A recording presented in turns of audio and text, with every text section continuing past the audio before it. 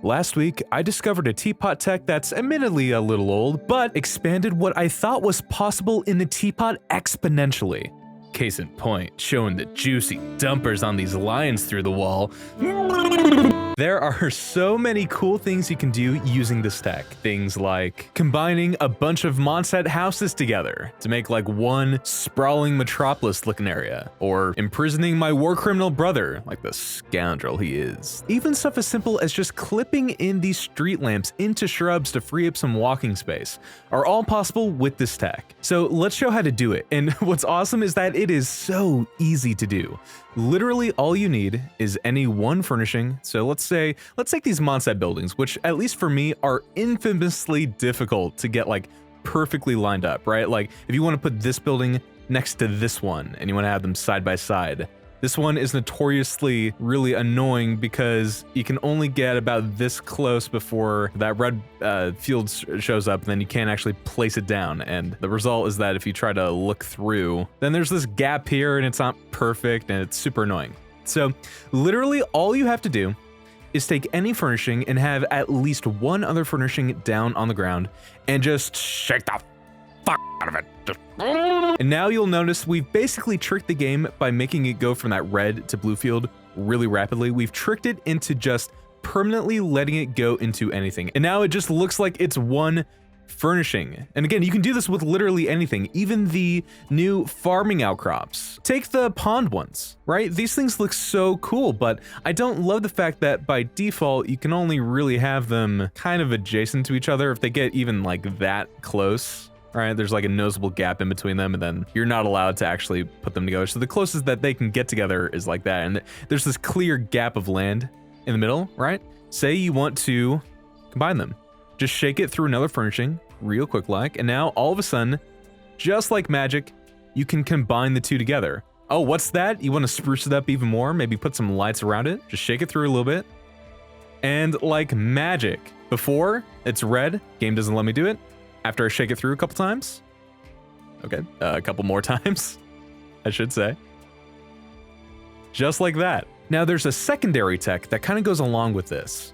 Let's say, for example, you want to have this leeway building, which has a really nice and pretty sunshade area, right?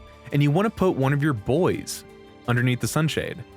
Normally, you actually can't, right? Even though it's open space, if you try to put them underneath the building, the game just doesn't let you do that. And unfortunately, I guess the only exception to the rule is that boys themselves cannot be clipped into things. No matter how much you shake them around, no matter how much you grab Amber by her docile little purpend, she still won't go under. And even if you take a building and try to do the same, it doesn't work no matter what. No matter how much you shake the building, you will not be able to put a character clipped into another object. So that's what you think, but in actuality, there's a way to work around this, and all you need for it are a couple of the rocky landforms. So let's take you, and let's take a second one. You can use a different kind of tech to clip the two together and still put boys underneath buildings.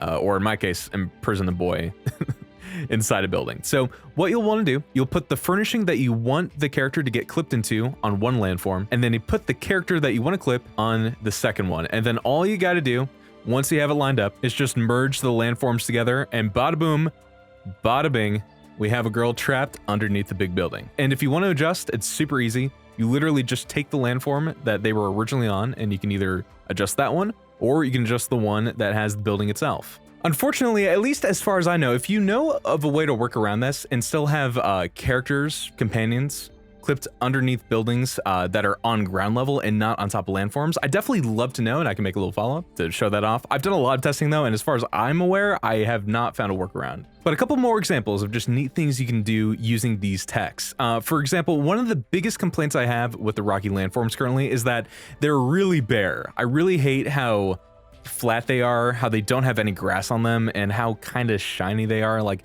again, they just look really plasticky and bare. You can especially see it in the beach realm.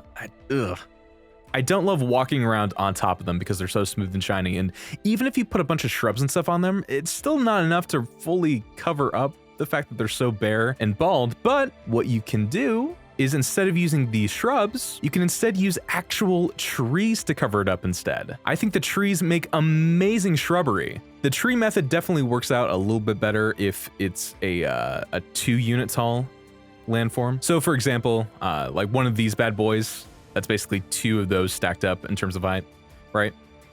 We clip a tree through this, and all of a sudden, hey, it just looks like a really big bush on the ground. What's really nice too is if you look at the actual cities in this game, MiHoYo puts a lot of greenery on the buildings, and that's something that unfortunately, at least as of right now, we don't really have an option to do in the Teapot, at least traditionally. But if you take one of the smaller trees, say we use one of these bad boys again, and clip it through, you can kind of mimic the effect of having like ivy and stuff growing through, or I guess on the walls. It's not a one-to-one to how it looks if you say like run through Mondstadt, but I think it definitely does go a long way to make the buildings look a little bit more interesting than just, copy paste that 4 Mondstadt type building over and over and over again.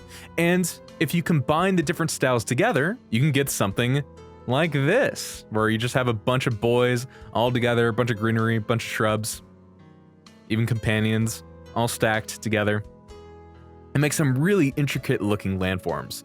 And something else that's really cool about these buildings, fun fact, the undersides of the houses don't actually have floors to them. You can see through them, and you can actually go in from underneath them, if I can get over them. Ooh.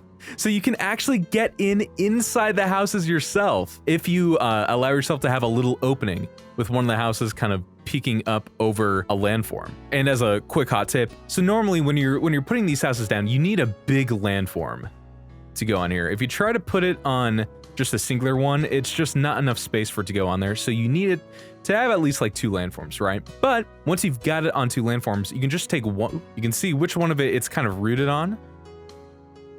And so once you've got it secured, you can just move the landform itself, and that will form your opening.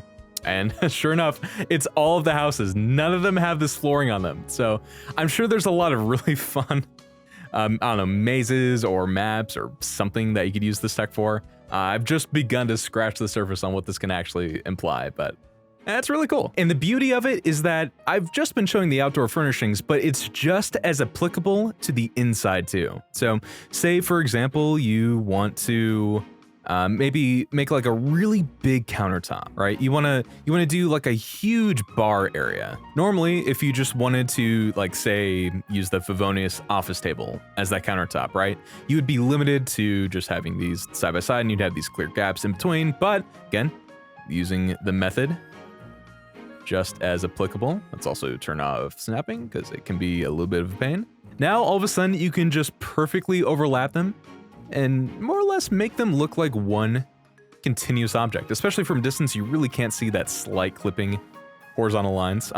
The only drawback is if you do clip in tables this way, right? Any surface where you can actually put like ornaments on top. So say like we want to put this lamp boy on. Anywhere where it's overlapping, you'll see that we actually can't put the ornament on unless you put the ornament on first and then shake, kind of like putting the characters on and then clipping them inside the houses. So that's really the only like limitation, but I put that in quotes because there is a clear workaround of that. You just have to have the foresight to know where exactly you want the object to go in before you start clipping it in. But again, it opens up so many options, and it's so much fun to play around with. I'll give you a couple more examples of something that could be really handy. Say, for instance, you really like the couch in this game, right? But you don't love the fact that you only have 2 different spots that you can sit on. Left side, right side, but you can't actually use the center cushion. Well, let's just take a stool, right? Pretty short boy. We'll take it, we'll clip it right into the middle. Take note that even if you do clip a stool itself or like a chair into another chair, it does still have to have enough leeway, or I guess I should say enough leg room for a character to normally sit in it like how they would. And so now you can perfectly sit in the middle. Now, why you would want to use this tech is really up for anyone's guess, but you can use your imagination. So there's just a few ideas to get you started. If you got any cool suggestions, or if you come up with any really, really cool combinations, honestly, feel free to hit up my Twitter and send them over my way. I would love to see them. And either way, thanks a bunch for watching. If you want to see this tech in action, but like really sped up because it's like 10 times faster. I just released a time lapse of me making a teapot from start to finish, 37k energy, restaurant themed, using all this tech. So if that tickles you fancy, feel free to check it out. And either way, hope you have a good one.